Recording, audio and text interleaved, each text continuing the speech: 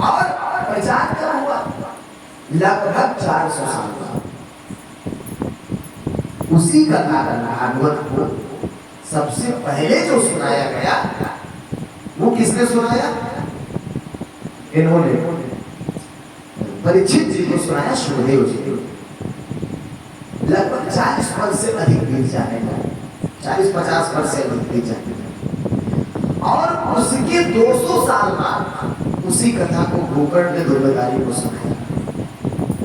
और उसके लगभग 50-60 साल बीत जाने के बाद वही कथा सनकादिक ने नारद को सुनाया। ये उसी में भागवत आपको मिल जाएगा। प्रथम स्कंध में प्रथम स्कंध में तो महात्मा मिल जाएगा। तो यानी भगवान कृष्ण चले जाने के लगभग 300-350 साल बाद उनका प्रचार शुरू किया। तमाम दुनिया हरे राम हरे कृष्णा कृष्णा कृष्णा हरे हरे गा रही। उस समय कोई नहीं माना। तो भगवान कार्तिकी को तो गए भी बहुत कम समय हुआ है। अभी तो 2006 से 2023 चल रहा है, 10-20 साल हुआ। 20 नहीं हुआ, 10-3 और 15-16-17 साल। तो अब जिन्होंने जाना भगवान का वो समझ लो लाभ पा रहे हैं, वो भक्ति सेवा में भगवान के लगे। और जो भटके हैं बेचारे, भटक रहे हैं अपना दुनिया में, समाज में, संसार में। कोई गुरु फंसा है, कोई किसी अन्य उसमें फंसा है। अब होता क्या? अब आपको थोड़ा बताएं, ये तो आप जानते हैं, युग भी समझ गए। और अब इसमें रहना चलना कैसे? देखिए, भक्ति तो दुनिया का सारा संसार भक्ति कर रहे हैं। ये माताएं भी किसी न किसी भक्ति करती है। कोई पीपले को पानी डाल रहा है, कोई हमारे घर पे माई है उनको पूज रहा है। मतलब नई नई माई अब तो प्रकट हो गई है दुनिया। मतलब इनका कभी नाम में नहीं सुने। हम हरियाणा में चले जाएंगे तो एक से एक देवता मिलेंगे आपको, इनका कभी नाम में नहीं सुना, शास्त्र लोग नहीं करता है। तो अब भक्ति तो सभी लोग कर रहे हैं, लेकिन किसका करना चाहिए? किसका करना चाहिए? वर्तमान का करना चाहिए। जैसे जब सतयुग आया तो उसमें जो भगवान जी थे, विष्णु जी थे, तो नारद और गरुड़ ने ज्ञान पाया तो विष्णु विष्णु ही रहा। श्रीमन नारायण श्रीमन। जब त्रेता युग आया, राम जी आए, विष्णु जी का तो अवतार पहले हो चुका है, लेकिन हनुमान जी ने नारायण नारायण नहीं कहा। क्या कहा? राम राम राम राम राम। राम जी के जितने भक्त थे, क्यों? क्योंकि सत्ता तो एक ही थी ना। वही परम सत्ता विष्णु शरीर से आई, काम करके चली गई। समय आया जब त्रेता का, तो वही परम सत्ता फिर राम के शरीर फिर करके चली गई। फिर तो आकर वही सत्ता कृष्ण शरीर में आई, फिर चली गई। फिर कल को वही सत्ता सदानंद शरीर में आई, फिर वो चली गई। अब फिर सत्युग का रोटेशन चलता रहता है। कलयुग सत्युग त्रेता द्वापर, कलयुग सत्युग त्रेता द्वापर, ऐसे चलता है। तो इस प्रकार से जब राम जी आए तो उनके भक्तों ने राम राम कहा, विष्णु विष्णु नहीं कहा। ऐसे जब कृष्ण अवतार हुआ तो उनके भक्तों ने खाली कृष्ण कृष्ण कहा, जबकि राम राम अवतार हो चुका था, विष्णु जी का भी अवतार हो चुका। तो वर्तमान को जानना होगा और वर्तमान को ही भजना होगा, उसी से मोक्ष समझाओ। जैसे जान लीजिए, आप ऐसे समझ लीजिए ना, जैसे आप मनमोहन सिंह के पास चले जाओ तो हमारा एक काम करवा पाए, क्यों? भूतपूर्व है। वर्तमान मोदी जी जाइए फटाक से हम चुटकी बजाते काम होगा। क्यों? क्योंकि वर्तमान है। वर्तमान हमेशा भूत पर हावी होती है। अर्जुन और हनुमान की टकराहट एक बार प्रकरण आता है, हुआ। तो क्योंकि अर्जुन वर्तमान थे, इसलिए हनुमान को नीचे जाना पड़ा, हारना पड़ा। अर्जुन को भगवान के साथ उस समय कार्यकाल चल रहा था, परमात्मा तो नहीं था ना, लेकिन वर्तमान को सत्ता में क्रियाशील था, पावर में था वर्तमान में। तो उसका जो भक्त सेवक था वो श्रेष्ठ था। कुर्सी दे दीजिए।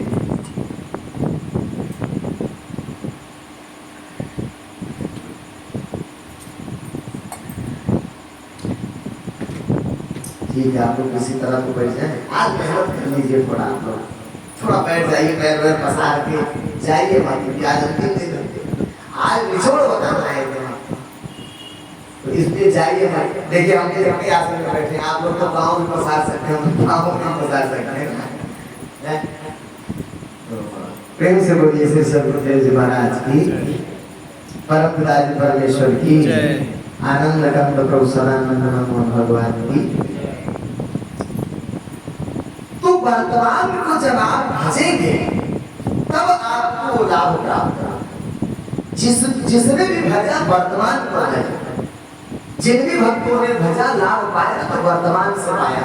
भगवान कृष्ण गीता अध्याय 9 में कह रहे हैं, अब ध्यान से समझिए, जितने भक्ति करने वाले सब लोग सुन ले, चाहे वो अपने गुरु भक्ति करते हो, चाहे कोई आई माई की भक्ति करते हो, चाहे कोई देवता देवता की भक्ति करते हो, वो सब लोग सुने क्या कह रहे हैं। साक्षात भगवान कह रहे हैं। कौन कह रहा है? भगवान कह रहे हैं। क्या कह रहे हैं? क्या कह रहे हैं? यान्ति देव व्रता देवान पितृयान पितृव्रता। हे अर्जुन, अगर देवताओं को भजो तो तुम देवताओं को ही प्राप्त होगा। और देवताओं को प्राप्त होने का मतलब स्वर्ग, तो मोक्ष तो नहीं ना मिला, फिर से आप किसी 84 भूतों को भजोगे तो भूतों को प्राप्त हो जाओगे। भूतान यान की भूत इच्छा, लेकिन यान की मध्याचिरो अभिमान। वर्तमान में भगवान कृष्ण कह रहे हैं अर्जुन से कि मुझे भजोगे जब, तब तुम मुझको प्राप्त होगे। परम धाम को, मोक्ष को तब प्राप्त कर पाओगे तुम, जब तुम वर्तमान मुझे भजे। भगवान कह रहे हैं। और क्या कह रहे हैं? कह रहे एक अन्य देवता भक्ता। देखो अर्जुन, चाहे जिस किसी भी देवता, एनीवन, यहाँ से लगाए ब्रह्मा शंकर इंद्राज लोकपाल, किसी का भी बड़े बड़े देवी देवता का भजन करो, दुर्गा काली चंडी फलानी ढिकानी किसी का। आप सोच सकते हो कि जिन देवी देवताओं से लोग इतना डरते हैं, हम लोग उनका इस मंच से नाम लेते हैं और इस प्रकार हो करके ले रहे हैं, तो किस बल पे ले रहे हैं? हमारा बल है। हम लोग तो ज्ञानी को जानते नहीं, ये भगवान का बल है। भगवान की भक्ति के सामने देवी देवता कुछ नहीं है। रावण को जब राम जी लेकर, राम जी को रावण लेकर के चला गया पाताल में, तो जिस देवी को का बलि चढ़ाने जा रहा था, भगवान की तो लीला थी। तो जब राम जी को नहला धुला करके अपने जो है बलि चढ़ाने का नंबर आया, तो रावण बोला राम लक्ष्मण से, तुम्हें जिसको याद करना हो याद कर लो, बुला लो जिसको बुलाना हो। तो राम जी में देखो हम किसको बुला देता, हमारे आगे पीछे तो बंतर रहता, वही है हमारे आगे पीछे वही रहता है, वही घुटना को कहीं आके ना, बाकी तो हमारा कोई है नहीं। राम लक्ष्मण दोनों देखो तो यहाँ। अब देखिए, जिस काली चंडी की पूजा वो कर रहा था, रावण उसको अपना इष्ट मान रखा है, अभीष्ट मान रखा है। हनुमान जी पहुंचे और जहां वो देवी जी लेकर मुझसे हमारे पाठान पहुंच गई थी, अब बैठ गए वहां खुद, और जो भी वो रावण चढ़ा खाते जा रहे सारे लड्डू से। अब उस मूर्ख को इतना नहीं समझ में आ रहा है कि जो देवी अभी तक कुछ नहीं खा रहे थे, आज कैसे गपागप खा रहे हैं। और जैसे ही 1 2 3 हुआ, बांध के उठा के पटक के और उसी हवन कुंड में मुझसे लपेट लपेट के सबको भस्म कर दिया और राम लक्ष्मण लेकर के चले आए। तो भगवान के भक्तों के सामने क्या है देवी देवता? देखिए आपके लिए है, क्योंकि आप अभी साधारण है। जैसे आप साधारण है, तो साधारण जब तक आप तो पुलिस भी भारी पड़ेगी आपके ऊपर, एक चंडक पुलिस भी मार देगी, कुछ नहीं कर पाएगा। लेकिन आप ही का चुनाव हो जाएगा, मंत्री हो जाएगा, सर सर सर डीएम साहब, सर जी सर, यस एसडीएम साहब, डीएम साहब भी आपके पीछे पूरा कलेक्ट्रेट हो जाएगा। आदमी वही है। जब तक साधारण तो पुलिस भारी पड़ रही है, और वही चुनाव हो गए, मंत्री हो गया, तो कौन है फिर? एएमडीएम क्या भर गाली सुनाते हैं आरएसएस वाले नियम में। क्यों? क्योंकि भर गया ना। और कभी वो साधारण से पुलिस भी भारी पड़ रही है। ऐसे जब तक आप साधारण है तब तक भूत प्रेत भी चढ़ जाएंगे आपके ऊपर। पकड़ लेंगे, कोई भूत पड़ेगा, चुड़ैल पकड़ेगी, प्रेत पकड़ेगा। लेकिन जब आपके भगवान के भक्त हो जाएंगे, भगवान को जानकर ज्ञानवान हो जाएंगे, भूत प्रेत यमराज आएगा।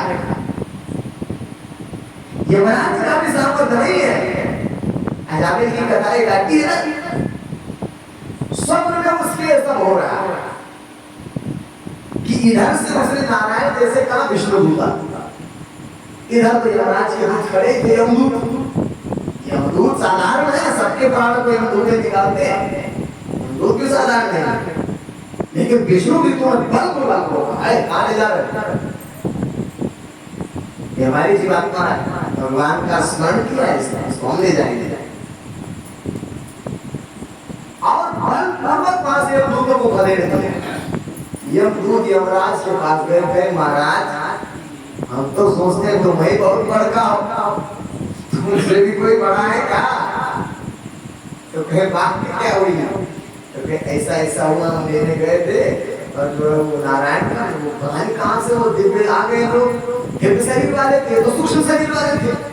देवलोक के सूक्ष्म शरीर वाले होते, भगवान वाले सब दिव्य शरीर से आए। तो दिव्य शरीर वाले बलपूर्वक खदेड़ दिया। जब गए परलोक में जब भेज हुई तो यमराज ने पूछा क्या हुआ? तो ऐसी ऐसी बात हुई, जबरदस्ती खदेड़ दी। हम तो सोचते थे आप ही सबसे बड़े हैं, आप सिर्फ बड़ा कोई है क्या?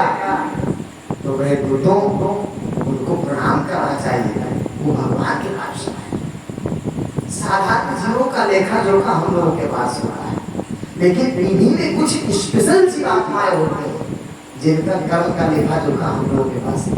उसी परमात्मा को वो आते वही जाते। तो भगवान के लोगों को साधारण नहीं समझेगा, स्पेशल होते लोग। देवी देवताओं का अनिष्ट करना बताओ, हम पीपल पे पानी चढ़ा रहे थे, बंद कर दिए तो हमारा ये खड़ गया। वो कितना डरते हैं लोग। तो ये किस बेसिस पर भगवान का आधार है जो ये बात निकलना? हम तो भगवान के सेवक हैं, भगवान के सेवक से बढ़कर इस सृष्टि में कोई पद नहीं है। क्या पद है सृष्टि में भगवान के भक्त से बढ़कर? क्या है? कोई पद नहीं है भगवान के सेवक से बढ़कर। तो कहने का अभिप्राय, भगवान का भक्त जब आप हो जाएंगे, यमराज भी आपके दरकिनार करेगा। लेकिन कौन भगवान? क्या कह रहे हैं? भगवान भी कौन? देवी देवता भगवान और शंकर जी को भगवान मानकर जल चढ़ाओगे तो थोड़ी होगा। कृष्ण जी क्या कह रहे हैं? एक अन्य देवता भक्ता यजंती श्रद्धयान्विता। हे अर्जुन, चाहे जिस किसी भी देवी देवता, एनीवन, चाहे जितनी श्रद्धा से तुम भजन पूजन करोगे, एक भी अन्य देवता भक्ता यजंते श्रद्धयान्विता देवी मामेव कौन्ते, लेकिन यजंतु अविधि पूर्वक। अर्जुन सब अवैध है, अवैध है, इनवैलिड, अवैध है। अवैध कैसे? हम ही सर्वज्ञानम भोक्ताम च प्रभुरे वचा, लेकिन ततो मामाभिजानाति तत्त्वैनातस् जीवन्ति। क्योंकि ये लोग मुझे नहीं जान पाए और देवताओं की भक्ति में लगे हैं, इसलिए गिर जाते हैं और पुनर्जन्म होते हैं, मुझे प्राप्त नहीं होते। और जब मुझे जानकर मेरा भजन करोगे अर्जुन, तब तुम्हें लक्ष्य पहुंचेगा।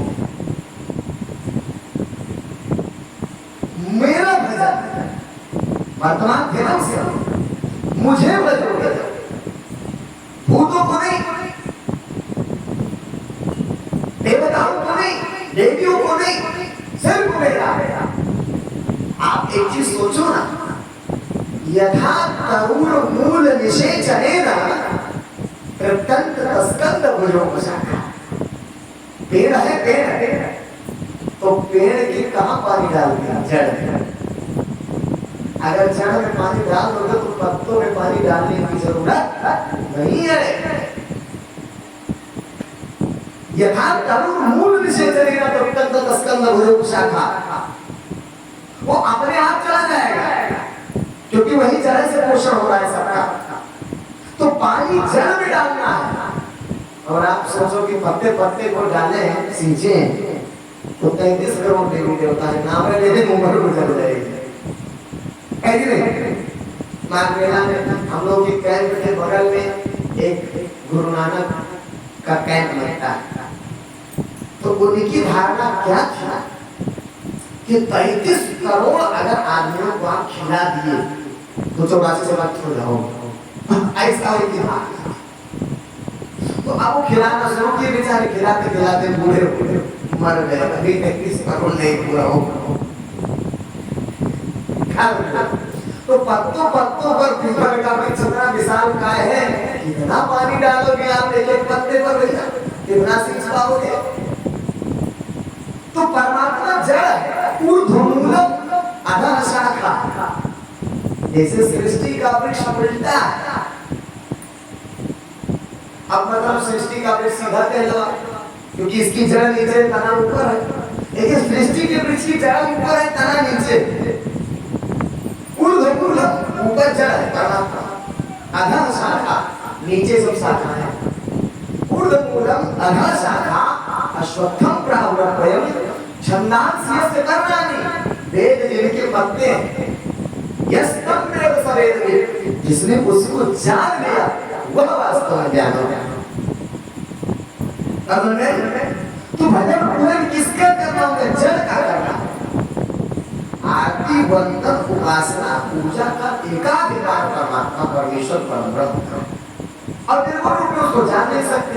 तो सगुण एक जरिया है, और सगुण नहीं जब आता है तो सतयुग हुआ विष्णु जी को पूजना पड़ेगा, उनका भजन कीर्तन पूजन आरती वंदन करना पड़ेगा, उन्हीं मय होकर शरीर छोड़ना पड़ेगा, तब मोक्ष मिलेगा। त्रेता अगर है तो राम जी को भजना पड़ेगा, उनके मय होकर शरीर छोड़ोगे तब मोक्ष मिलेगा। द्वापर युग अगर है तो कृष्ण जी को भजना पड़ेगा, उनके मय होकर शरीर छोड़ना पड़ेगा। ऐसे कलयुग है तो सनातन में सनातन भयो से पूर्णम जानास तत्तुम निज देश में, सनातन मय होकर शरीर छोड़ना। जैसे हर अवतार अपने पूर्व के अवतार का नाम लेता है ना, विष्णु जी आए तो इस सर्कल चल रहा है ना, विष्णु जैसे जब राम जी आएंगे तो विष्णु जी का नाम लेंगे, उदाहरण देगा कि अवतार को बता। जब कृष्ण जी आएंगे तो राम जी का और विष्णु जी का नाम लेंगे। तो ऐसे ही जब कलयुग आया भगवान ने तीनों का नाम लिया पीछे, तो जब सतयुग आएगा तो पूर्व का नाम लेगा, देखो कलयुग में भरा गया है। आगे की सनातन धारे प्रभुति ब्रह्म संगीते गरुड़ पुराण में जब गुरु जी को समझा रहे हैं तो उसमें ब्रह्म मुहूर्त में सनातन का ध्यान करना चाहिए, क्योंकि कल क्या होता है। तो भगवान को भजना होगा, वो भी वर्तमान अवतार को। यदि मोक्ष चाहिए तो मोक्ष खाली है, अगर आपको पैसा चाहिए तो नहीं मिलेगा, इंतजाम दो आपको। पैसा चाहे तो मत भजो। दो टू और स्पष्ट बात, भगवान ने कहा यस्याहं गण्यामि हविष्येत धर्मशने, मेरा वास्तविक कृपा जिसका होता है ना उसका सबसे बड़ा धन है हरण कर देता। फिर क्या होता है? ततो अहं त्यक्त्वा से सृजना स्वा दुःख दुःखी तम, जब वो दुखी हो जाता है तो सबको त्याग देना, उसको पैसे नहीं कर करोगे तो पूछ कर, तब अकेला हो जाता है, तुम्हारे भाव में पुकार करता है, तब वो मुझे प्रिय होता है। क्योंकि भगवान को व्यभिचारिणी भक्ति पसंद नहीं है, अव्यभिचारिणी भक्ति करना है। भगवान को द्वैत पसंद, आनंद वाली क्या होगा? अन्न नहीं, एकौ में एक। हम थोड़ा दुई माला ओम गणेशाय नमः जप लें, हम दुई माला ओम नमः शिवाय जप लें, ये नहीं, एकौ में एक। अनन्य भक्ति, भक्ति चा अनन्य योगेन मयि मां सा उपासिता, अनन्य भक्ति के द्वारा मुझे भजना हो।